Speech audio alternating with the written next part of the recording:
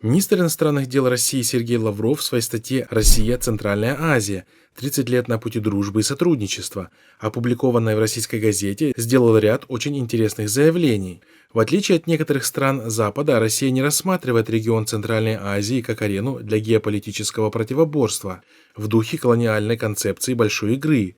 В этой связи мы только приветствуем набирающую обороты внутрирегиональную интеграцию, регулярные консультативные встречи глав государств Центральной Азии, написал он. Также Лавров отмечает, что якобы между Россией и странами Центральной Азии существует дружба, но независимость. Не может не радовать, что со всеми странами Центральной Азии нас связывает отношение стратегического партнерства, а за большинством союзничества. Наше сотрудничество носит всеохватывающий характер.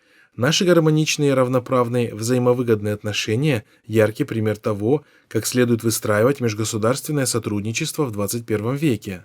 Налицо обоюдный настрой на расширение и углубление взаимообогащающего партнерства, считает он. Извините, пожалуйста, вы как-то, наверное, должны все-таки уважать хозяев, ладно?